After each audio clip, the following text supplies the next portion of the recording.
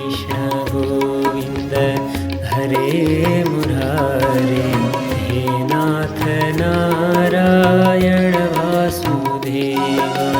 श्रीकृष्ण गोविन्द हरे मुरारे, हे नाथ नारायण वासुदेव। अनंत वैकुंठ मुकुंद कृष्ण, अनंत वैकुंठ मुकुंद कृष्ण गोविंद दामोदर माधवेति। श्रीकृष्ण गोविन्द हरे मुरारे, हे नाथ नारायण वासुदेव, हे नाथ नारायण वासुदेव, हे नाथ नारायण वासुदेव। अब यहाँबाट दशम स्कन्द प्रारम्भ हुन्छ। दशम स्कन्दको पूर्वार्धमा पहिले राजाले सुखदेव स्वामीसँग जिज्ञासा गर्नुहुन्छ। कथितो वंश विस्तारो भवता सोमसूर्ययोः, राज्ञां चोभयवंश्यानां चरितं परमाद्भुतम्। भगवान हजुरले चन्द्रवंशी र सूर्यवंशी राजाहरूको वंश विस्तारलाई बताउनुभयो। मैले श्रवण गरेँ सबै, जहाँ दुवै वंशमा अत्यन्तै अद्भुत चरित्र भएका राजाहरू हुनुभयो, धर्मात्मा राजाहरू।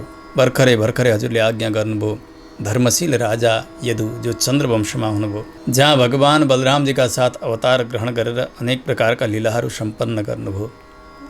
भगवान यदुवंशमा अवतार ग्रहण गरेर कस्ता कस्ता लीलाहरू गर्नुभयो, भगवानको पावन चरित्र विस्तारसँग सुन्ने इच्छा छ, कृपा गरेर बताउनुहोस्। जुन प्रभुका दिव्य चरितामृतलाई जसले गान गरेका छन्, बडे बडे ज्ञानीहरू ध्यानीहरू, जसको संसारमा कुनै प्रकारको तृष्णा छैन, त्यस्ता महापुरुषहरूले गान गरिएको संसाररूपी रोगको सफल औषधि, मनलाई अत्यन्तै आनन्द दिने भगवान सर्वेश्वरका गुणानुवाददेखि कसले वैराग्य लेला, कसले नसुन्ला। जो आफ्नो आत्माको पतन चाहन्छ उसले मात्रै भगवानका गुणानुवाद नसुन्ने हो। त्यसो हुनाले त्यस्ता पावन चरित्रलाई आज्ञा गरिबक्सियोस्। विस्तारसँग मलाई सुन्ने इच्छा छ। निवृत्ततरसैः उपगीयमानात् भवौ सदात् श्रोत्रमनोभिरामात्, कौत्तमश्लोकगुणानुवादात् पुमान् विरज्येत बिना पशुघ्नात्। भगवत चरित्र जसले पान गर्दैनन् वस्तुतः ती आत्माका घातक हुन्। प्रभु हजुरले नि आज्ञा गर्नुभयो, मेरा पितामह पाण्डवहरूले देवताहरूलाई पनि जित्ने देवव्रत भीष्म पितामह आदि गरेका यस्ता कौरवी सेना सागर, जहाँ स्वयं देवव्रत भीष्म पितामह नि त्यो सागरमा एउटा तिमिङ्गिल जस्तो हुनुहुन्छ, ठुलो मत्स्य, ठुला ठुला माछाहरूलाई पनि खान सक्ने, त्यस्तो कसैले पनि पार तर्न नसक्ने कौरवी सेनारूपी सागरलाई एउटा बाछाका खुरमा जमेको पानीलाई जसरी सहजै पार तर्न सकिन्छ, त्यसै गरिकन मेरा पितामहहरू पाण्डवहरूले जुन प्रभुका कृपाले पार तर्नुभयो, सारा कौरवी सेनालाई समाप्त पार्न सफल हुनुभयो, त्यस्ता प्रभुको चरित्र मलाई विस्तारसँग सुन्ने इच्छा छ। हजुरले यो पनि आज्ञा गर्नुभयो, द्रोणाचार्यका पुत्र अश्वत्थामाले यो पाण्डव वंशलाई समाप्त पार्छु भनेर म माताजीका गर्भमा रहेका समयमा मलाई ब्रह्मास्त्र प्रहार गरे। त्यसबेला दयालु परमात्मा माताकै गर्भमा गएर म गर्भस्थ भएकै बेलामा मेरो रक्षा गर्ने त्यस्ता परमात्माको पावन चरित्र मलाई संक्षेपमा सुनेर तृप्ति भइरहेको छैन। मलाई विस्तारसँग सुनाइदिनुहोस्। त्यस्ता सर्वरक्षक परमात्मा भगवानका त्यस्ता महनीय चरित्रहरू जसलाई सबैले गान गर्नुभएको छ। भगवान आफू एउटा माया मनुष्य जस्तो बनेर सबैले ईश्वर हो भनेर नजानिने भएर अनेक प्रकारका लीला गर्नुभयो। जो जगतका एकमात्र कारण हुनुहुन्छ, जगतमा सर्वत्र व्याप्त हुनुहुन्छ, त्यस्ता परमात्माको पावन चरित्र मलाई विस्तारसँग सुन्ने इच्छा छ प्रभु। हजुरले यो पनि बताउनुभयो बलरामजीको जन्म रोहिणीका गर्भबाट भयो, अनि यो पनि बताउनुभयो बलरामजी देवकीका पनि पुत्र हुनुहुन्छ भनेर। एउटै बालक दुई आमाका कोखबाट कसरी जन्मन सक्छ, यो पनि कृपा गरेर बताउनुहोस्। भगवानले किन आफ्ना पिताजीको घर छोडेर गोकुलमा जानु पर्यो, ब्रजमा गएर कस्ता कस्ता लीला गर्नुभयो भगवानले, कसरी दिनहरू बिते, भगवान किन जानुभयो मथुरामा, आफ्नै मामा कंसलाई प्रभुले किन मार्न पर्यो। त्यसै गरी भगवानले यो मानव देहमा रहेर कति वर्षसम्म यस पृथ्वीमा रहनुभयो, कति पत्नीहरू भए, भगवान द्वारकामा कसरी रहनुभयो, यी र यीसँग सम्बद्ध जति पनि भगवानका लीलाहरू छन्, यी सबैलाई विस्तारसँग सुनाइदिबक्स्योस्। भगवान सुखदेव भन्नुहुन्छ, राजन तपाईँले 5 दिनबाट जल पनि पिउनु भएको छैन, यति धेरै प्रसङ्गहरू कसरी सुन्न सक्नुहुन्छ तपाईँले? भोक लाग्यो होला, प्यास लाग्यो होला, तपाईँ केही खानुहोस्, त्यस पछाडि म बताउँछु। परीक्षितजीले भन्नुभयो, प्रभु मलाई कति पनि भोकले सताएको छैन। नैसाति दुस्सह क्षुन्माम त्यक्तोदमपि बाधते पिबन्तं त्वन्मुखां भोजच्युतं हरिकथामृतम्। हजुरका मुखारविन्दबाट निश्रित भगवानका कथारूपी अमृतलाई पान गरेर न मलाई भोकले सताएको छ, न प्यासले सताएको छ, म जति पनि सुन्न सक्छु। भगवानका पावन चरित्रहरू विस्तारसँग सुनाइदिनुहोस्। परीक्षितजीको यस्तो दृढ बुद्धिलाई देखेर सुखदेव स्वामीजीले भन्नुभयो, अत्यन्तै निर्मल मति छ तपाईँको राजन। भगवान वासुदेवका कथामा यस प्रकारको नैष्ठिक रति सबैको हुँदैन, तपाईँको जुन प्रकारको देखिएको छ। भगवान वासुदेवका कथाले 3 प्रकारका व्यक्तिहरू पवित्र हुन्छन्। एक वक्ता, अर्का प्रश्नकर्ता अनि अरू श्रोता। श्रोता भई पवित्र हुन्छन्। हेर्नु, श्रोतामा 3 प्रकारका विभागहरू छन्, यो चाहिँ हामीले जान्नु पर्दछ। एउटा श्रोता हुन्छन्, अर्का सरोता हुन्छन्, अर्का श्रोता हुन्छन्। श्रोता भनेका कथामा आए, पण्डालमा आए, आउने बित्तिकै अब आँखा बन्द छन्, समाधि लाग्यो, त्यहीँ अगाडि बसेर घर घर घुर्न सुरु गर्छ। अनि तपाईँ त निदाउनु भयो भनेर सोध्ने हो भने, गुरु तपाईँले भनेको कथा त यस्तो छ, लोरी गाए जस्तो हुन्छ, मलाई त निद्रा लाग्छ। यस्ता हुन्छन् श्रोता, आएर सुतिदिने पण्डालमा। अर्का हुन्छन् सरोता। सरोतो भनेको त्यो सुपारीलाई टुक्र्याउने हुन्छ। त्यस्ता कोटीका भक्तहरू भने पण्डालमा आइसक्ने बित्तिकै नजिकैकालाई यसो कोट्याएर भन्छन्, ए भन भन छोरी कहाँ छ, ज्वाइँ कता, बुहारी के, छोराले कस्तो गरेछ। यो पण्डालबाट बाहिर गएपछि फेरि भेटै हुँदैन, प्राणै जान्छ जत्तिकै। त्यही बिचमा सबै थोक सोधिसक्नु पर्ने, न आफू सुन्नु छ, न अर्कालाई सुन्न दिनु छ। सबैको ध्यानलाई कटकट गरेर काटिदिने भएको हुनाले त्यस्तालाई भनिन्छ सरोता। अर्का एक कोटिका हुन्छन्, उनीहरू पण्डालमा आउँछन् जति समयसम्म समय छ, न कसैको ध्यान भङ्ग गर्छन्, न आएर निदाउँछन्। एक रसले कथा पान गर्छन्, सुन्छन्, समय सकिएपछि उठेर हिँड्दछन्। यस्तालाई भनिन्छ श्रोता। श्रोता र सरोतालाई विचार गर्ने भने त्यो सरोतो भन्दा श्रोता नै ठिक हो, किनभने श्रोता आफै आएर सुतिदिन्छ, अर्कालाई भङ्ग गर्दैन। तर सरोताले त न आफू सुन्छ न अर्कालाई सुन्न दिन्छ। यी दुईलाई तुलना गर्ने हो भने बरु अलिकति अथवा त्यो श्रोता नै हो। तर श्रोतालाई र सरोतालाई भगवानका कथाले पवित्र गर्दैनन्, किन उनीहरूका भित्र त्यो कथा पसेकै छैन, प्रवेश भएकै छैन। यसुसले श्रोता बन्नुपर्दछ, आएर न ध्यान भङ्ग गर्ने न निदाउने। त्यस्ता श्रोता चाहिँ 1, 2, 3, 5 लाखौँ करोडौँ भए तापनि भगवानका कथाले अवश्य पवित्र गर्नुहुन्छ। वासुदेव कथा प्रश्न पुरुषान्त्रीन् पुनातिः वक्तारं पृच्छकं श्रोत्रिन् तत्पाद सलिलं यथा। भगवानका चरणबाट प्रकट भएकी गङ्गाले जसरी सबै प्रकारका अपराधहरूलाई नाश गरिदिएर व्यक्तिलाई पवित्र गराउनुहुन्छ, यसै गरी भगवानको कथाले वक्तालाई पवित्र गराउनुहुन्छ। किनभने त्यस कक्षामा नगइकन वक्ताले त्यो कथा भन्नै सक्दैन।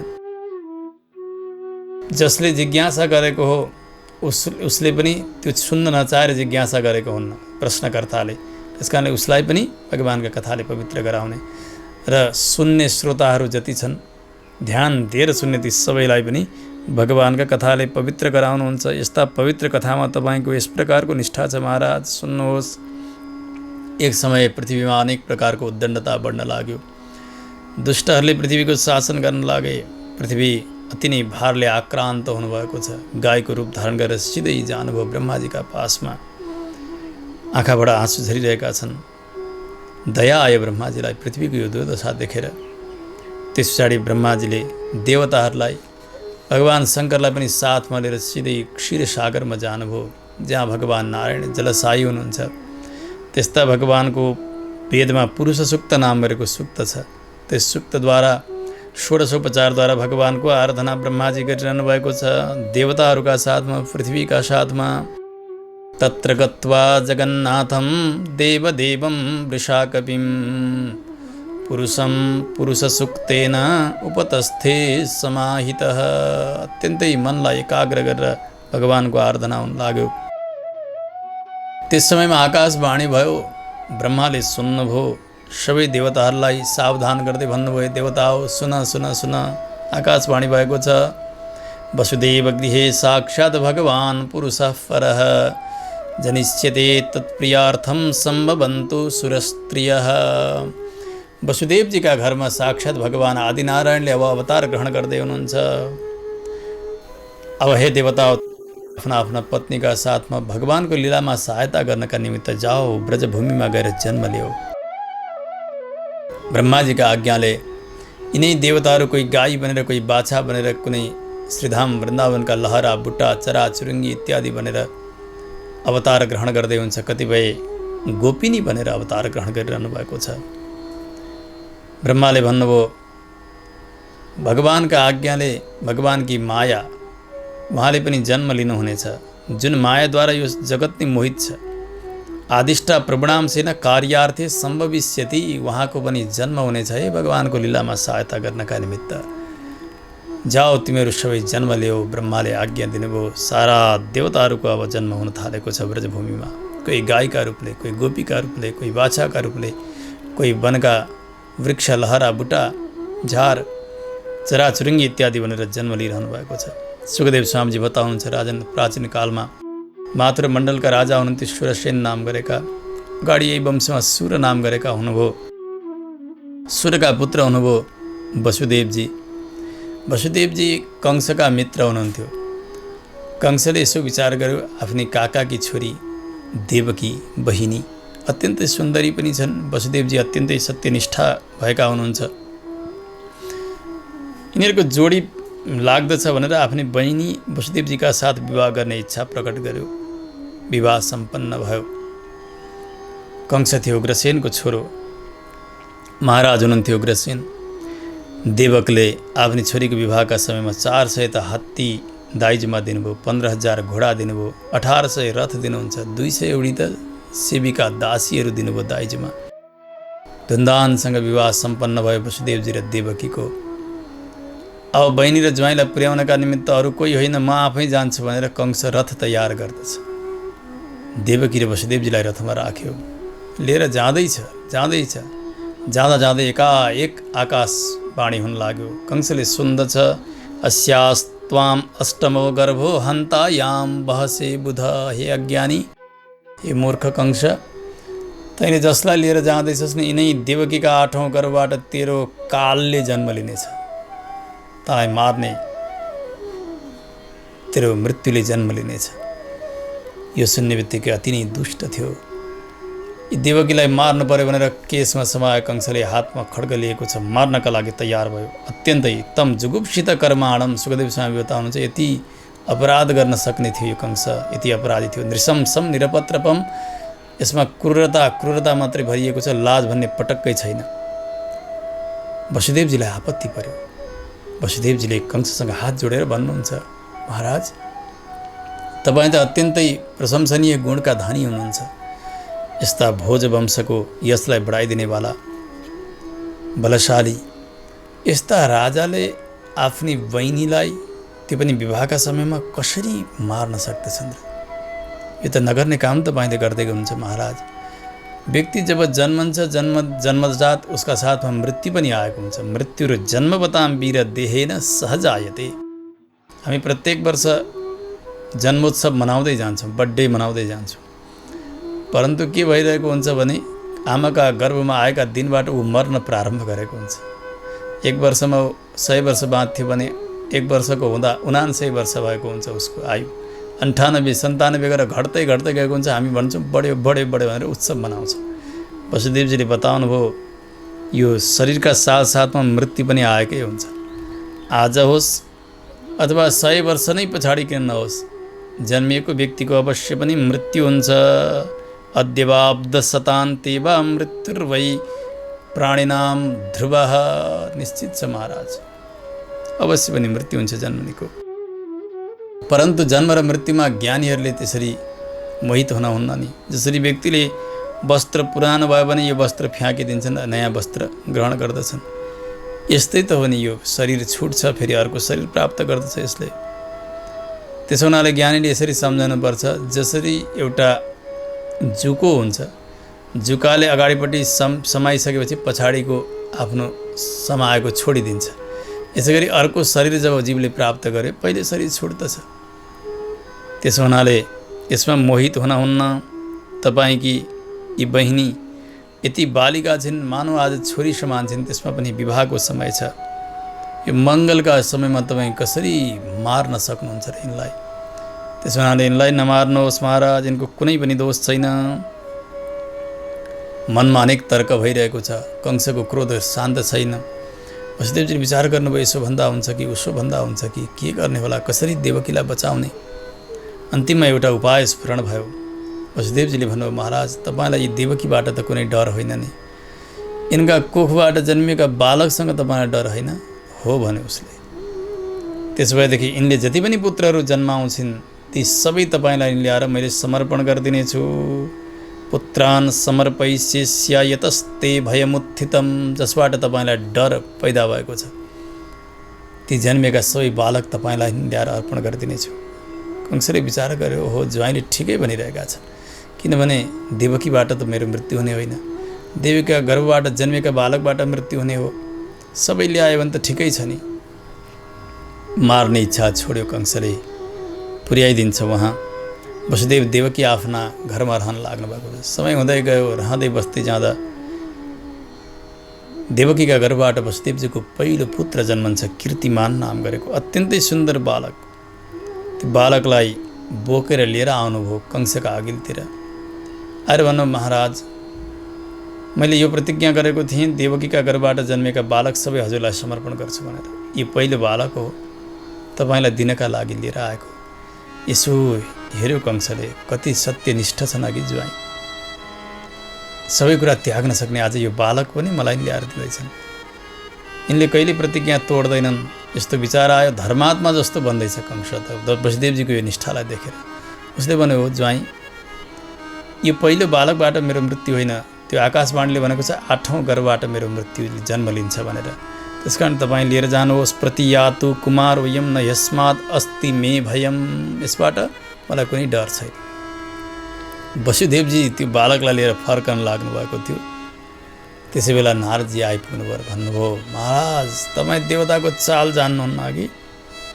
सुन्नुहोस्, वृष्णयो वसुदेवाद्य देवक्याद्यास यदुस्त्रियः सर्वे वै देवता प्राय उभयोरपि भारत। यहाँ वहाँका ब्रजका हुन्, नन्द आदि गरेका जो छन्, नन्दाद्य ए ब्रजे गोपा, ब्रजका गोपहरू जो छन्, उनीहरूका पत्नीहरू जो छन्, अनि यहाँ वसुदेव आदि गरेका जो छन् नि, यी सबै देवता हुन् नि यिनीहरू।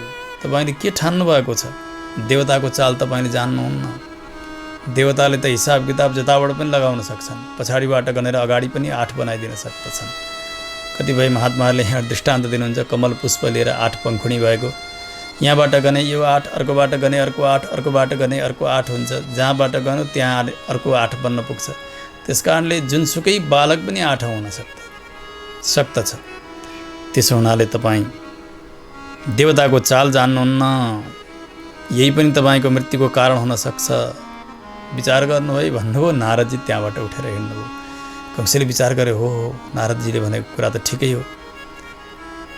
तत्कालै वसुदेवजीका हातबाट त्यो बालकलाई तान्यो दुष्ट कंसले। वसुदेवजीले देख्दा देख्दै आकाशमा फन फन फन फन घुमाएर एउटा पत्थरमा बजार्यो।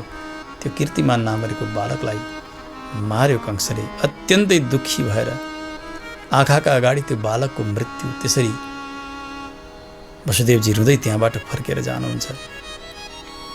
विचार गर्यो कंसले, अब यसरी यिनीहरूलाई स्वतन्त्र छोडिदिने हो भने त ढाँट्न पनि सक्छन्, छल्न पनि सक्छन्। अब मेरो निगरानीमा राख्नु पर्यो भनेर वसुदेव र देवकी दुवैलाई कारागारमा बन्दी बनाएर राखेको छ। यतातिर उग्रसेन महाराजलाई पनि कैदी बनाएर राख्यो। आफै सिंहासनमा बसेर राजाको घोषणा गर्यो आफूलाई। अब त हेर्नु यसको दुष्टाइ यति बढेर गएको छ। उसका साथमा मन्त्रीहरू छन् प्रलम्बासुर, बकासुर, चाणुर, तृणावर्त, मुष्टिक, अरिष्ट, द्विविद, पूतना, केसी, धेनुक आदि गरेका यस्ता दुष्टहरू सबैलाई मन्त्रीमण्डलमा नियुक्त गरेको छ उसले। उसका आज्ञाले यी दुष्टहरूले सारा यदुवंशीहरूलाई सताइरहेका छन्। यति आक्रान्त गरेका छन्। समय बित्दै गयो। देवकीका गर्भबाट वसुदेवजीका 6 बालकहरू जन्मिए क्रमशः। जति बालक जन्मन्थे ती सबैलाई ल्याएर कंसलाई अर्पण गरिदिनुहुन्थ्यो। वसुदेवजीले देख्दा देख्दै त्यसै गरी फड्कार्थ्यो अनि मार्थ्यो। समय हुँदै गयो। भगवानले शेषजीलाई आज्ञा दिनुभयो देवकीका गर्भमा जानका लागि। प्रभुका आज्ञाले शेषजी देवकी महारानीका गर्भमा आएर प्रविष्ट हुनुभएको छ। सप्तमो वैष्णवं धाम यमनन्तं प्रचक्षते गर्भो बभूव देवक्या हर्ष शोक विवर्धनः। यो गर्भले हर्ष पनि र शोक पनि दिने त्यस प्रकारको भयो। कारण के हो भने आउनुभयो बलरामजी, शेषजी स्वयं। हर्ष छ। केही समय पछाडि फेरि यो गर्भलाई कर्षण गरिन्छ। गर्भ खेर गयो भनेर यसले शोक पनि हुन्छ। त्यस्ता शेषजी आउनुभयो। भगवानले वैकुण्ठमा योगमायालाई बोलाएर भन्नुभयो, देवी तिमीले एउटा काम गर्नुपर्नेछ। तिमी जाऊ नन्द भवनमा यशोदाका गर्भबाट तिमीले जन्म लिनु। नन्द भवनमा वसुदेव पत्नी बसेकी छन् कंसका डरले, रोहिणी नाम गरेकी। तिमीले के गर्नु त वसुदेवकी एक पत्नी छिन् देवकी, देवकीका गर्भमा शेष बसेका छन्। उनलाई कर्षण गरेर त्यो गर्भबाट तानेर वसुदेवजीकी अर्की पत्नी जो गोकुलमा बसेकी छिन् नन्द भवनमा उनका गर्भमा लगेर राखिदिनु तिमीले। त्यसो गर्ने। यतातिर नन्दका कन्या बनेर तिमीले जन्म लिनु। म वसुदेव देवकीको पुत्र बनेर जन्म लिनेछु। योगमायाले सोध्नुभयो, प्रभु यस्तो कठोर कार्य गरे बापत मलाई के मिल्छ? भगवानले भन्नुभयो, अर्चिष्यन्ति मनुष्यास्त्वां सर्वकाम वरेश्वरीं धूपोपहार बलिभिः सर्वकाम वरप्रदां। सबै प्रकारको कामनालाई दिने बाली छेउ नि तिमी। त्यसो भएको हुनाले अब अगाडि कलियुगमा तिमीलाई सबैले सेवा पूजा गर्नेछन्। धूप दीप इत्यादिद्वारा सेवा गर्नेछन्। तिम्रा नामहरू पनि प्रख्यात भएर रहनेछन् लोकमा। दुर्गा, भद्रकाली, विजया, वैष्णवी, कुमुदा, चण्डिका, कृष्णा, माधवी, कन्यका, माया, नारायणी, ईशानी, शारदा, अम्बिका आदि आदि तमाम तिम्रा नाम हुनेछन्। यति प्रगाढ सेवा तिम्रो चल्नेछ लोकमा। त्यही आशीर्वाद हेर्नु। आज भवानीजीको आराधना कति हुन्छ, जहाँ कहीँ पनि आराधना हुन्छ। अघि भगवानले दिनुभएको यो आशीर्वाद। भगवानले भन्नुभयो, तिमीले त्यो गर्भलाई कर्षण गरेको हुनाले अर्का ठाउँमा राखेर अनि फेरि जन्म लिएको हुनाले त्यो बालकको नाम हुनेछ शङ्कर्षण। गर्भ शङ्कर्षणात्तम वै प्राहु शङ्कर्षणं भुवि रामेति लोकरमणात् बलं बलवदुच्छ्रयात्। लोकलाई अत्यन्तै आनन्द दिने भएको हुनाले उनको नाम राम पनि हुनेछ। अत्यधिक बल भएको हुनाले बल पनि यस्तो नाम हुनेछ। बल छुट्टै नाम हो, राम छुट्टै हो। दुई मिलाएर बलराम भनिन्छ। भगवानको आज्ञा भयो। योगमाया जानुभयो। देवकीका गर्भमा भएका बालकलाई कर्षण गरेर रोहिणीका गर्भमा स्थापित गर्नुभयो। अब यतातिर हल्ला भयो, हो देवकीको गर्भ नष्ट भयो। परन्तु कंसलाई भने शान्ति भइरहेको छैन। यो देवताहरूको केही यहाँ गडबडी हुनुपर्छ। त्यत्तिकै यो देवकीको गर्भ खेर जाँदैन। हल्ला चाहिँ यस्तो भयो, देवकीको 7औं गर्भ खेर गयो भन्ने समय भयो। शेषजीले पवित्र गराउनु भएको त्यो देवकीको गर्भाशय, त्यसमा भगवान सङ्कल्पले प्रविष्ट हुनुहुन्छ। भगवान सबैलाई प्रकाश दिनेवाला हुनुहुन्छ। भगवान गीतामा बताउनुहुन्छ रसोहम अप्सु कौन्तेय प्रभास्मि शशि सूर्य यो हो। चन्द्रमा सूर्य आदि गरेका सारा जति पनि ग्रह नक्षत्र ताराहरू छन्, जति पनि प्रदीप्त हुन्छन्, उद्दीप्त छन्, प्रकाशयुक्त छन्, ती सबैलाई प्रकाश दिनेवाला केवल भगवान, भगवानकै प्रकाशले प्रकाशित भएका हुन्। त्यस्ता स्वयं प्रकाशित भगवान, स्वयं प्रकाश प्रभु नै देवकी महारानीका गर्भमा आइसकेपछि एउटा दीप ज्योति जसरी जल्दछ नि, देवकी महारानीको शरीर त त्यस्तै हुन लाग्यो। भोजेन्द्र गेहेग्निशिखेव रुद्धा सरस्वती ज्ञान खले यथा सती। अत्यन्तै मूर्खका भित्र ज्ञान प्रकट भयो भने जस्तो आनन्द हुन्छ, जसरी त्यो एउटा दीप जल्दा दीप शिखा जसरी अत्यन्तै प्रज्वलित भएको हुन्छ। आज भगवान प्रवेश गर्ने बित्तिकै देवकी महारानीको शरीर त्यस्तै अत्यन्तै प्रकाशित हुन लाग्यो। वसुदेवजी पनि अत्यन्तै प्रसन्न हुनुभएको छ। समय बित्दै गयो, कंसका मनमा अनेक डर छ, अब त पक्कै पनि मेरो काल देवकीको 8औं गर्भको जन्म हुन लागेको छ। बस्दा खाँदा हिँड्दा जति त्यतिखेरै केवल भगवत चिन्तन मात्रै कंसलाई भइरहेको छ। समय बित्दै गयो, भगवानको अवतारको समय आउन लाग्यो। ब्रह्मादिका देवताहरूले थाहा पाउनुभयो जगतका आदि कारण भगवान नारायण नै आज देवकी महारानीका गर्भमा आउनुभएको छ। यस समयमा भगवानको स्वागत हामीले गर्नुपर्छ, स्तुति गर्नुपर्छ भनेर देवताहरू प्रकट हुनुभयो। प्रार्थना पनि अवतारका लागि देवताहरूले नै गर्नुभएको थियो। त्यसकारणले स्वागतका निमित्त ब्रह्मा आदि गरेका देवताहरू, शङ्करजी, मुनिहरूमा पनि नारद आदिका साथमा अरू देवताका साथमा आएर गर्भस्थ भगवानको स्तुति गर्नुहुन्छ, जसलाई भागवतमा गर्भस्तुतिका रूपले बताइन्छ। यद्यपि कपिलाष्टाध्यायमा पनि गर्भस्तुति छ, त्यहाँ जीवले भगवानको स्तुति गर्दछ, गर्भमा रहेका जीवले। यहाँ चाहिँ गर्भमा रहेका भगवानलाई देवताहरूले गर्नुभएको स्तुति हो। देवताहरूले भन्नुहुन्छ प्रभु सत्यव्रतं सत्यपरं त्रिसत्यं सत्यस्य योनिं निहितं च सत्ये सत्यस्य सत्यमृत सत्यनेत्रं सत्यात्मकं त्वां शरणं प्रपन्नाः। हे प्रभु, हजुरको प्रतिज्ञा सत्य छ, सत्यव्रतम प्रतिज्ञा सत्य छ। भगवान जे प्रतिज्ञा गर्नुहुन्छ त्यो अवश्य पनि पुरा गर्नुहुन्छ। भगवान प्राप्तिको साधन हुनुहुन्छ, त्यो पनि सत्य साधन हुन्छ, सत्य परम। त्यसै गरी तिनै कालमा हजुर सत्य हुनुहुन्छ, भूत भविष्यत वर्तमान तिनै कालमा। देशकाल वस्तुले छुट्याउन नसक्ने त्यस्तो तत्त्वको नाम हो नि सत्य। त्यस कारणले भगवान पहिले पनि हुनुहुन्थ्यो, अहिले पनि हुनुहुन्छ र अन्तिममा पनि रहने भनेको भगवान नै हुनुहुन्छ। त्रिसत्यम, यो सत्य स्वरूप परिणामतः सत्य छ। यो प्रवाहतः सत्य, जगत परिणाम भइरहन्छ परन्तु सत्य छ। तीन तत्त्वलाई सत्य भनेर वेदले बताएका छन्। भोक्ता भोग्यम प्रेरितारञ्च मत्वा, एउटा भोक्ता, भोक्ता भनेको जीव, भोग्य भनेको प्रकृति, प्रेरिता भनेको ईश्वर। चिद अचित र ईश्वर भनिन्छ तत्त्वत्रय, यी सबै सत्य हुन्। जीव र ईश्वर त नित्य नै छन्, सत्य नै हुन्।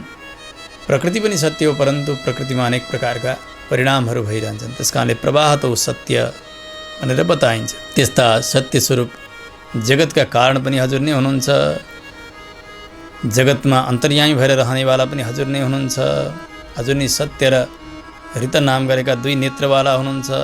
समग्र स्वरूप नै हजुरको सत्यात्मक छ। त्यस्ता भगवानलाई हामी बार बार वन्दना गर्दछौँ, हजुरका चरणलाई प्रधान उपाय बनाउँदछौँ। सत्यात्मकम त्वाम शरणम प्रपन्नाः। शरण शब्दको अर्थ हुन्छ रक्षक। यस्ता प्रभुलाई हामी बार बार वन्दना गर्दछौँ। देवताहरूले स्तुति गर्दै भन्नुभयो एकायनोऽसौ द्विफलस्त्रिमूलश्चतुरसः पञ्चविधः षडात्मा सप्तत्वगष्टविटपो नवाक्षो दशच्छदि द्विखगो ह्यादिवृक्षः। एउटा सनातन वृक्ष, आदि वृक्ष, यो संसार नै एउटा वृक्ष हो। यो संसाररूपी वृक्षको आधार भनेको ब्रह्म अथवा ब्रह्मादीन जो मूल प्रकृति हो त्यो नै आधार हो, मूल जरो भनिन्छ। यसमा दुई फल लागेका छन्। संसार रूपी वृक्षमा एउटा सुख अर्को दुःख, संसारिक सुख एउटा मिल्दछ, अर्को संसारमा दुःख मिल्दछ। तीनटा यसका मूलभूत जराहरू छन्। तीन मूलभूत जरा भनेका तीन गुणहरू सत्व रजः र तमगुण। चार रस छन् यसका। चार रस भनेका पुरुषार्थ चतुष्टय, धर्म, अर्थ, काम र मोक्ष। त्यसैगरी पाँच प्रकारका यसका जटाहरू छन्। जस्तो ठुलो वृक्ष छ भने ती जटाहरू लड्किरहेका हुन्छन्। जस्तो बटका वृक्षमा लहराहरू माथिबाट जराहरू झुन्डिरहेका हुन्छन् नि। यी पाँच छन् शब्द स्पर्श रूप रस गन्ध, यी पञ्चतन मात्रानि पाँच जटाहरू हुन्।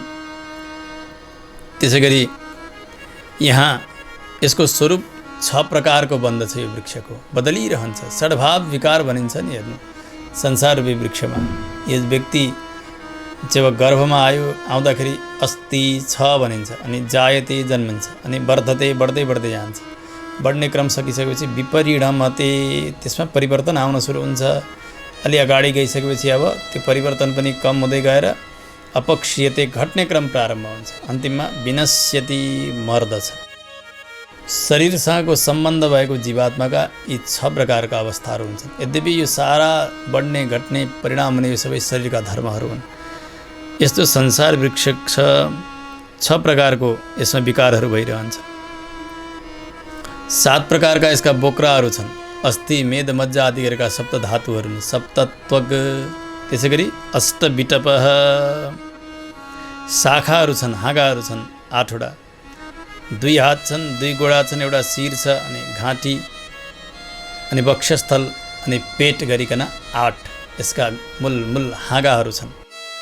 त्यसै गरी दशच्छदी, 10 वटा पात छन् विशेष। 10 भनेका 5 प्राणापान आदि गरेका 5 प्राण, अनि उपप्राणहरू पनि छन्, धनञ्जय, कृकलास आदि गरेका। यी 10 प्राणहरू नै 10 पातहरू हुन्। 2टा यसमा चराहरू बसेका छन् यो संसार रूपी वृक्षमा। खास गरी यो शरीर रूपी वृक्ष, यसमा एउटा परमात्मा रूपी चरो, अर्को जीवात्मा रूपी चरो। यो आदि वृक्ष हो, सनातन वृक्ष हो, उस समयदेखि हो, यो अनन्तकालसम्म पनि रहिरहन्छ। यो संसार रूपी वृक्षका मूल कारण हजुर नै हुनुहुन्छ। त्वमेक एवास्य सतः प्रसूतिः, त्वं सन्निधानं त्वमनुग्रहश्च, त्वन्माया संवृतचेतसस्त्वां पश्यन्ति नाना न विपश्चितो ये। जगतका मूल कारण हजुर नै हुनुहुन्छ। हजुरबाटै यो जगतको सृष्टि भएको, हजुरकै अनुग्रहद्वारा यो पालित भएको छ। हजुरका मायाले मोहित भएका चेतनहरूले, जीवात्माहरूले हजुरलाई विभिन्न रूपमा यो जगतका रूपले देख्दछन्। अनेक देख्दछन्। परन्तु जो ज्ञानी छन् नि प्रभु, ज्ञानीहरूले त सर्वत्र हजुरलाई मात्रै देखिरहन्छन्। अनेक प्रकारका अवतार हजुरले ग्रहण गर्नुहुन्छ। हजुरका चरण कमल यो संसार रूपी समुद्र तर्नका निमित्त सफल नौका समान हुन्। जबसम्म हजुरका चरणको आश्रय लिँदैन जीवले, तबसम्म संसार सागर तर्न सक्दैन। तुत्पाद पोतेन महत् कृतेन कुर्वन्ति गोवत्स पदम भवाब्धिम। हजुरको चरणको आश्रय लियो, हजुरको चरणको शरणागति गरेको छ भने त्यस्ता चेतनले एउटा बाछाका खुरमा जमेको जस्तै पानीलाई जसरी सहजै नाग्न सकिन्छ, यसै गरी संसार समुद्र सहजै पार तर्न सक्छन्। अन्यथा अरू देवताका चरण समाएर अरू उपायन्तरमा लागेर कसै गरी पनि संसार तर्न सकिन्न। हे भगवान्, आज हजुरको अवतार भइरहेको छ। वस्तुत प्रकृतिको नाम र प्रकृतिको रूप हजुरको होइन। हजुरको विग्रह पनि दिव्य मङ्गल विग्रह हो। यहाँ प्राकृत नाम पनि छैन। हजुर अप्राकृत तत्त्व हुनुहुन्छ। प्रकृतिका गुणहरू पनि हजुरका छैनन्। त्यस्ता दिव्य कर्मवाला, दिव्य गुणवाला हजुर हुनुहुन्छ। केवल मनले, वचनले हजुरको कीर्तन हुन सक्दछ, बताइन्छ, परन्तु सर्वथा समग्रतया ती मन र वाणी पनि हजुरको वर्णनमा पर्याप्त छैनन्। हे प्रभो, शृण्वन् गृणन् संस्मरयंश्च चिन्तयन् नामानि रूपाणि च मङ्गलानि ते क्रियासु यस्त्वच्चरणारविन्दयोः आविष्टचेता न भवाय कल्पते।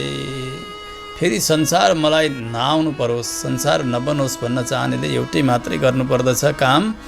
त्यो हजुरका कथाको पान कथालाई श्रवण गर्ने, गृणन, हजुरका गुण र हजुरका नामको कीर्तन गर्ने, हजुरका स्वरूपको स्मरण गर्ने, यस्ता मङ्गल नामको चिन्तन गरे, नामको उच्चारण गरेका छन्, स्वरूपको चिन्तन गरेका छन्, सारा कर्महरू सबै हजुरका चरणमा समर्पित गरेका छन् भने हो यिनीहरूले मात्रै संसारमा आउन पर्दैन।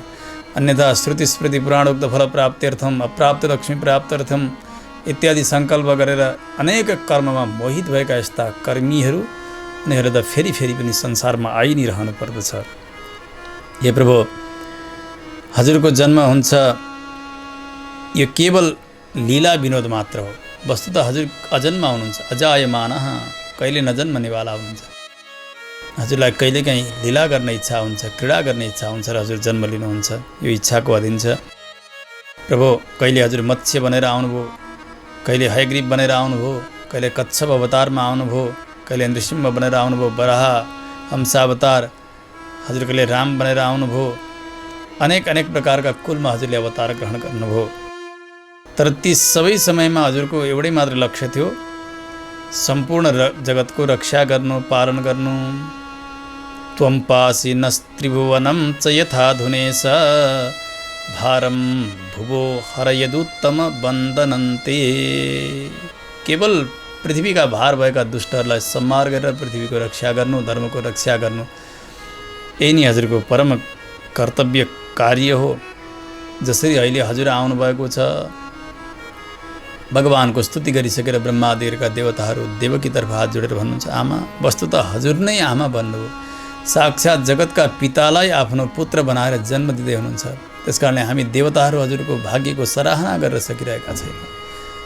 के बताऊँ आमा, दिष्ट्याम्बते कुक्षिगतः परः पुमान् अंशेन साक्षात् भगवान् भवायनः मा भूद् भयं भोजपतेर्मुमुर्षोः गोप्ता यदूनां भविता तवात्मजः। त्यस्ता सर्वेश्वर जगदीश्वरलाई हजुरले आफ्ना गर्भमा धारण गर्नुभएको छ। जगतकी माता त हजुर हुनुभयो। माता, अब कहिल्यै पनि यो कंसको दुष्टाइबाट हजुरले डराउनु पर्ने छैन। महाभूत भयम भोजपतेर, किनभने मुमुर्षो हो, यो त मर्नै लागेको छ। अब यसको मृत्यु नै भगवान् बनेर आइसक्नु भएको छ। भगवान् यस्ता दुष्टलाई संहार गरेर सारा यदुकुलको कल्याणका निमित्त आउनुभएको छ, सबै लोकको कल्याणका निमित्त आउनुभएको छ। हजुरले चिन्ता नगर्नुहोस्। माता देवकीको पनि स्तुति ब्रह्मादि गरेका देवताहरूले गर्नुभयो। जानुभयो उहाँहरू। अब भगवानको अवतारको समय आउन लागेको छ। सुखदेव स्वामीजी भन्नुहुन्छ, राजन, भगवानका अवतारका समयमा सर्वत्र मङ्गलै मङ्गल हुन लागेको छ। अथ सर्वगुणोपेतः कालः परमशोभनः यरिहेवा जनजन्मर्क्षं सान्तर्क्ष्यग्रहतारकम्। सर्वत्र मङ्गल हुन लाग्यो। अत्यन्तै पवित्रतम मङ्गल समयको उदय भयो। त्यस समयमा रोहिणी नक्षत्र छ। ग्रह नक्षत्र ताराहरू सबै शान्त भएका छन्, उच्च स्थानमा बसेका छन्। भाद्र महिना छ, परन्तु दिशा विदिशा सर्वत्र मङ्गल भएको छ। प्रसन्न भएका छन्। आकाशमा तारागणहरू देखिरहेका छन्। पृथ्वी पनि हर्षले पुलकित भइरहेकी छन्। गाउँ नगर सर्वत्र प्रसन्नता छाएको छ भगवानको अवतारका समयमा। नदीहरू पनि पवित्र हुन लागे। नदीका जलहरू पनि अत्यन्तै शुद्ध पवित्र सङ्गला बन्न लागेका छन्। तलाउहरू पनि त्यसै गरी तलाउका कमलहरू खिल्न लागेका छन्। वनका वृक्षहरू पनि रङ्गी चङ्गी पुष्पहरूका साथमा खिल्न फुल्न लागेका छन्। ब्राह्मणहरूका अग्निशालामा एकाएक अग्निहरू प्रज्वलित हुन लागे। अत्यन्तै सुकोमल वायु, सुन्दर सुगन्ध लिएर बग्न लाग्नु भएको छ भगवानको अवतारका समयमा। जसरी सारा नदीहरू सफा भए, शुद्ध भए, व्यक्तिको मन पनि पवित्र हुन लागेको छ प्रभुका अवतारका समयमा। जायमाने जने तस्मिन् नेदुहु दुन्दुभयो दिवी। भगवानका अवतारका समयमा आकाशमा देवताहरूले दुन्दुभी नाम गरेको बाजाहरू बजाएका छन्। किन्नर गन्धर्वहरूले गान गरेका छन्। सिद्ध चारणहरू सबै लागेर अप्सराहरू नाच्न लागेका छन्। माथिबाट पुष्पको वृष्टि गरिरहेका छन्। मानव पुष्पवृष्टि समान आफ्ना ती मन्द वर्षाद्वारा मेघले पनि वर्षा गरिरहनु भएको छ। मन्दं मन्दं जलधरा जगर्जुहु अनुसागरम। बिस्तारै बिस्तारै आवाज गर्दै गर्दै पुष्पको वर्षा गरे झैँ गरिकन मेघले पनि वर्षा गरिरहनु भएको छ। समय हुन लाग्यो भाद्र महिना कृष्णपक्ष अष्टमी तिथि, रोहिणी नक्षत्र, मध्यरात्रिको समय छ। प्रचण्ड रात्रि बढिरहेको छ। समय भयो जसरी पूर्व सन्ध्याबाट पूर्ण चन्द्रमाको उदय हुन्छ, त्यसै गरी यो मध्यरात बढेका समयमा भगवान श्री जनार्दन साक्षात् भगवान आदिनारायण भगवान विष्णु देवकी रूपी पूर्व सन्ध्या, जो साक्षात् देवी समान बनेकी हुनुहुन्थ्यो उस समयमा, त्यस्तै देवी समान बनेकी देवकी रूपी पूर्व सन्ध्याबाट भगवान विष्णु रूपी पूर्ण चन्द्रमाले श्रीकृष्णका रूपले अवतार ग्रहण गर्नुभयो। देवक्यां देवरूपिण्यां विष्णुः सर्वगुहाशयः आविरासीद यथा प्राच्यां दिशीन्दुरिव पुष्कलः। भगवान स्वयं नारायण नै श्रीकृष्ण बनेर आउनुभयो। कतिपय वक्ताहरूले यहाँ आएर अनेक अनेक प्रकारका विषयहरूलाई मिसाएर यहाँ भएको प्रसङ्गलाई तोडमोड गरेर बताउनु भएको सुनिन्छ। हेर्नु, यहाँ त्यस्तो कोही आवश्यकतै छैन। भागवतमा स्पष्ट छ, भगवान नारायण नै श्रीकृष्ण बनेर आउनुभएको छ। विष्णु सर्वगुहाशयः, भगवान विष्णु नै आउनुभएको हो। यहाँ नारायण आउनुभयो, उता यशोदाका गर्भबाट कृष्ण जन्मिनुभयो। अनेक अनेक अरू अरू पुराणान्तरका कथाहरू ल्याएर अनेक प्रकारले जोड्नु भएको हुन्छ।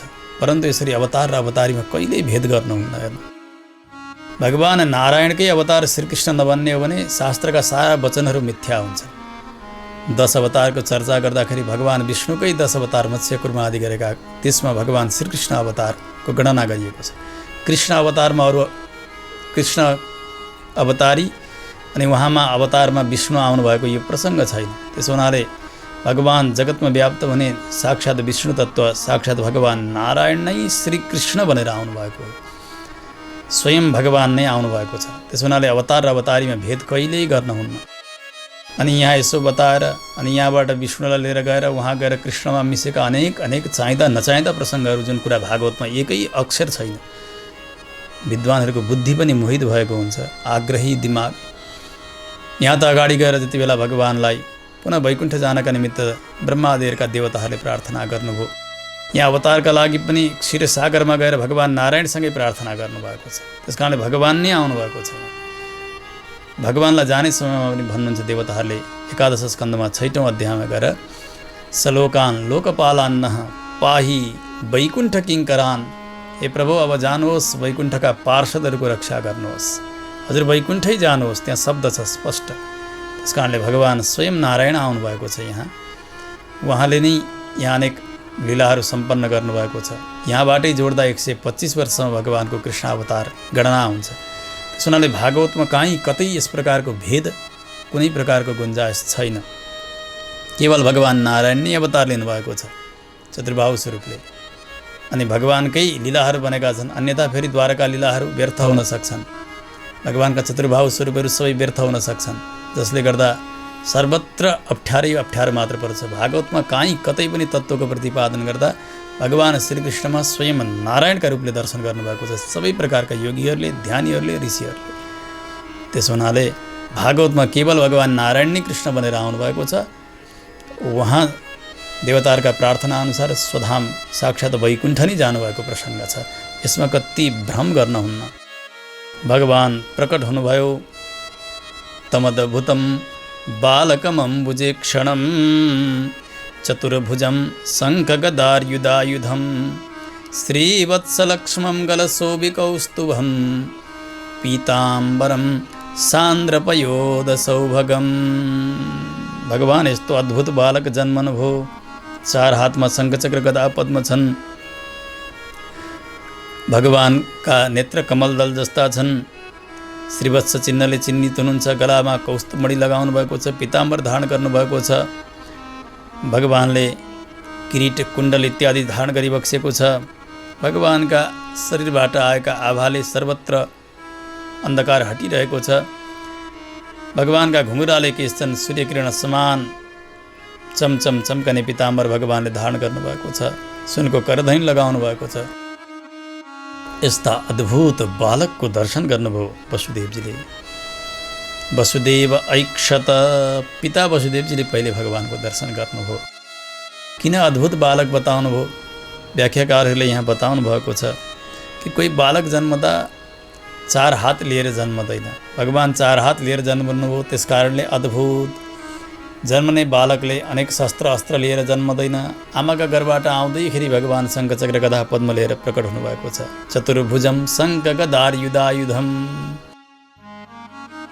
अनि श्रीवत्स चिन्हले चिन्हित हुनुहुन्छ। कोही वस्त्र लगाएर जन्मदैन, भगवान वस्त्र पनि लगाउनु भएको छ। किरीट कुण्डल सबै चिज लगाएर भगवानले आभूषण लगाएर जन्म ग्रहण गर्नुभएको छ। त्यस कारणले अद्भुत बालक, सामान्य बालक जस्तो भगवान हुन्न।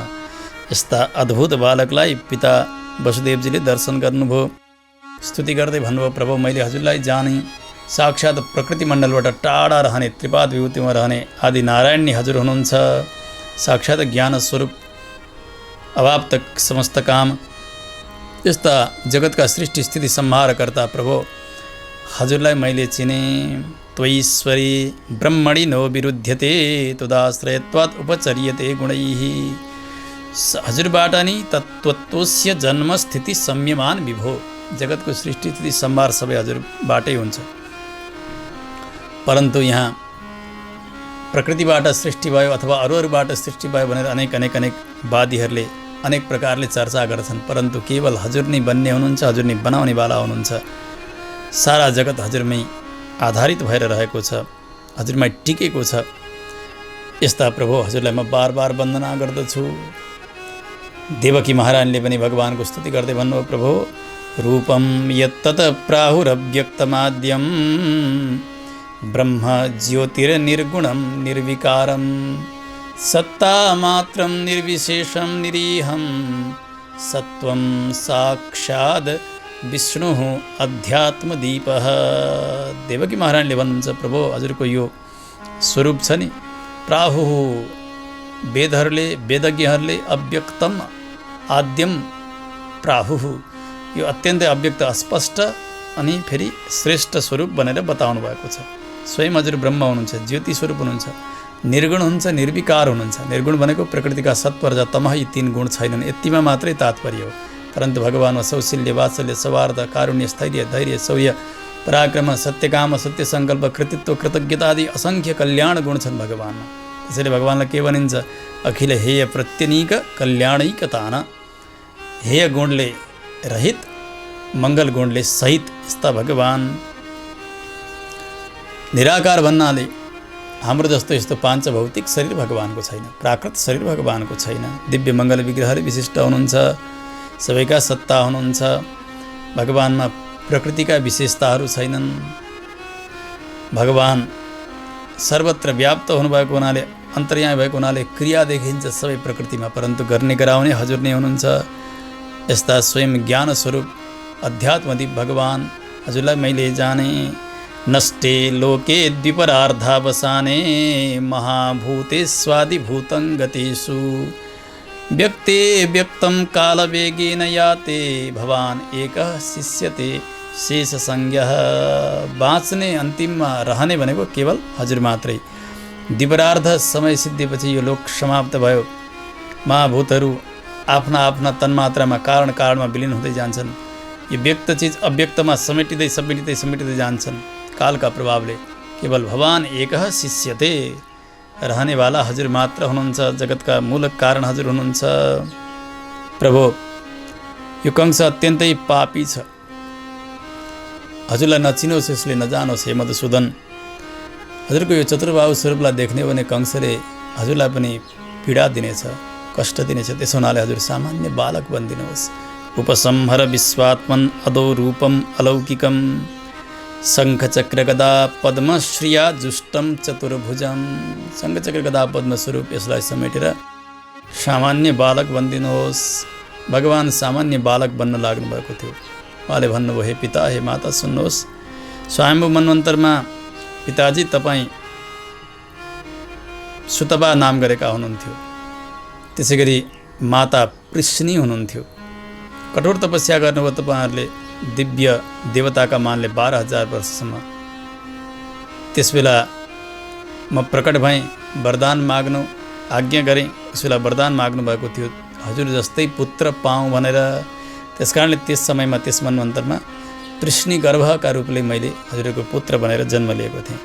दोस्रो जन्म भयो, कश्यप र अदिति बन्नुभयो तपाईँहरू। त्यस बेला पनि पुत्र चाहनुभयो, त्यस बेला वामन बनेर म आएँ। अहिले तेस्रो जन्म भएको छ, वसुदेव र देवकी। हजुरले पुत्र चाहनु भएको हुनाले आज तेस्रो जन्ममा पनि म अहिले कृष्ण अवतार ग्रहण गरिरहेको छु। पुत्र भावद्वारा बिस्तारै बिस्तारै ब्रह्म भावमा जान्छ तपाईँहरूको। ईश्वर बुद्धि बन्नेछ म प्रति सज्जनहरूका सङ्गतले। त्यसैद्वारा तपाईँहरूको अब मुक्ति हुन्छ। 3 जन्म पनि भयो, 3 जन्म नै म पुत्र बनेर आएको छु। भगवान्ले यसो भन्दै भन्दै वसुदेवजीलाई भन्नु, पिताजी म सामान्य बालक बन्ने छु, मलाई नन्द भवनमा लिएर जानुहोला। त्यहाँ एउटी नन्दकी कन्या जन्मेकी छिन्, तिनलाई तपाईँले यहाँ फर्काएर लिएर आउनुहोला। अरू सारा काम मैले गर्नेछु। देख्दा देख्दै पितामाता हेरिरहनु भएको छ। भगवान् सामान्य एउटा दुधे बालक जस्तो बन्नुभयो।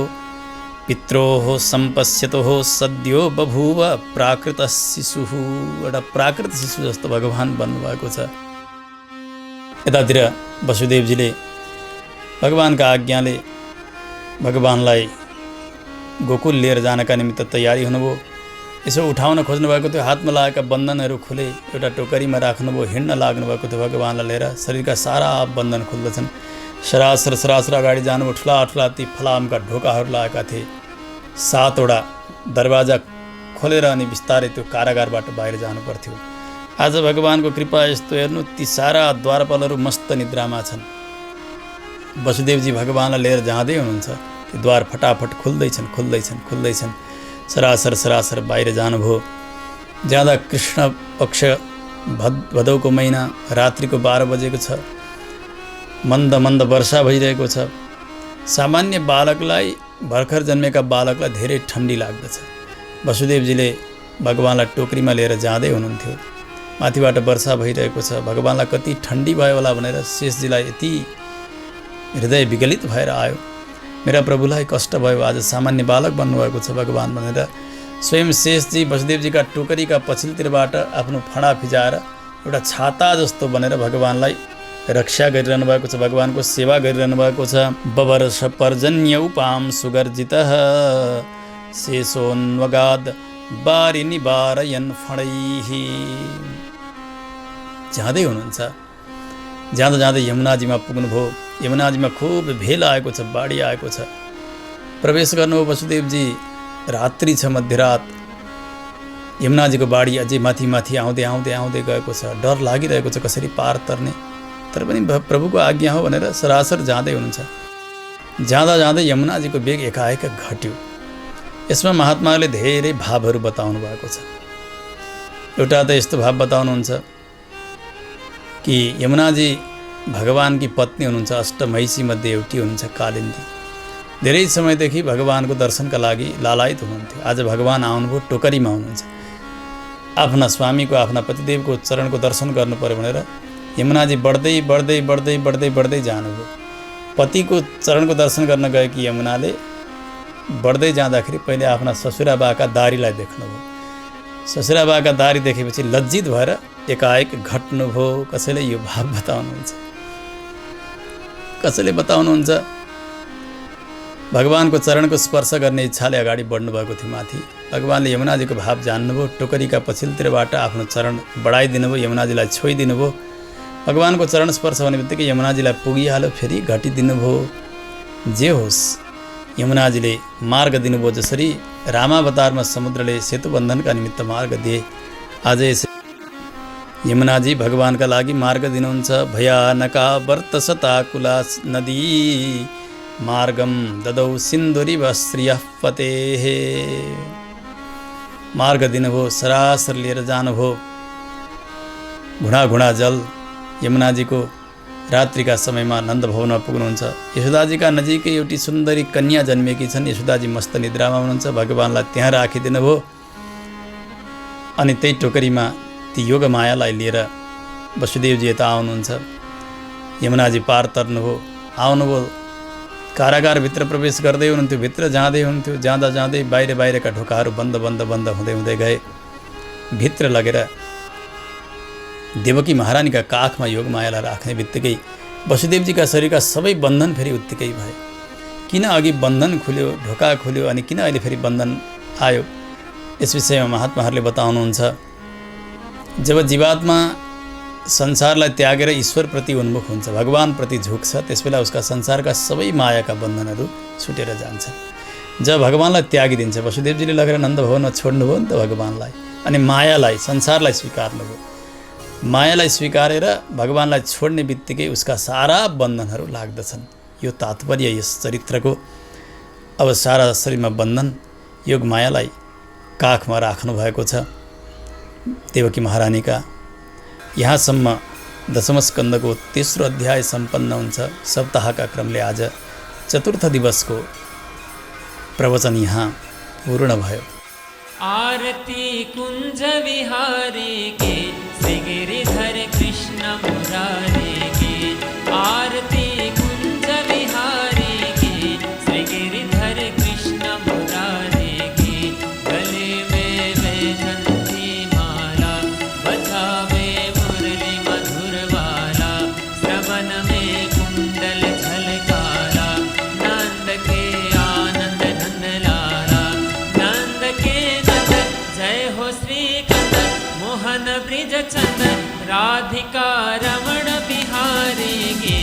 श्री गिरिधर कृष्ण मुरारी गे। आरती कुंज विहारी गे श्री गिरिधर कृष्ण मुरारी गे। आरती कुंज विहारी गे श्री गिरिधर कृष्ण मुरारी गे।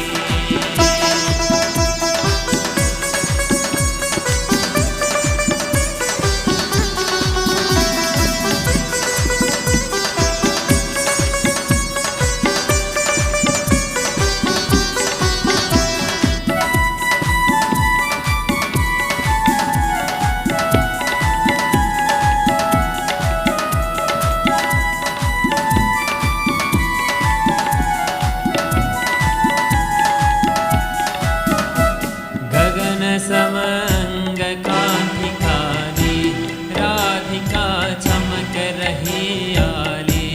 वतन में ठाणे बनमाली, भ्रमर से अलग कस्तूरी तिलक। चंद्र से झलक ललित छवि श्यामा प्यारे गे। श्री गिरिधर कृष्ण मुरारी गे। आरती कुंज विहारी गे श्री गिरिधर कृष्ण मुरारी गे। आरती कुंज विहारी गे श्री गिरिधर कृष्ण मुरारी गे।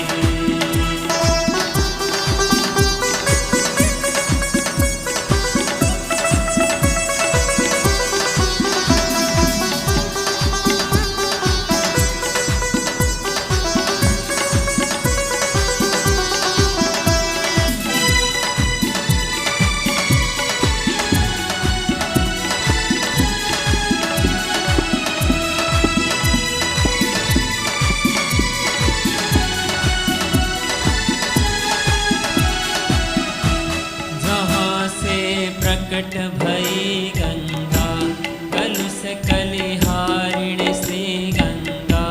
स्मरण ते होत मोह गंगा, बसी शिव शिष जटा के विच। हरे अध किच चरण छवि श्री वनवारी गे। श्री गिरिधर कृष्ण मुरारी गे।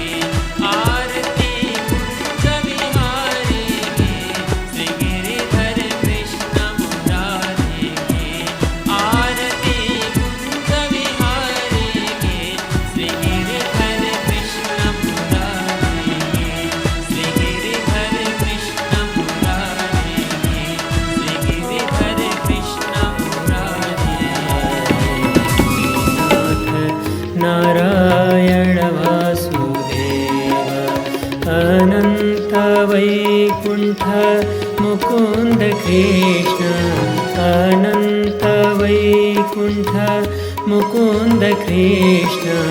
गोविंद दामोदर माधवेति। श्री कृष्ण गोविंद हरे मुरारे।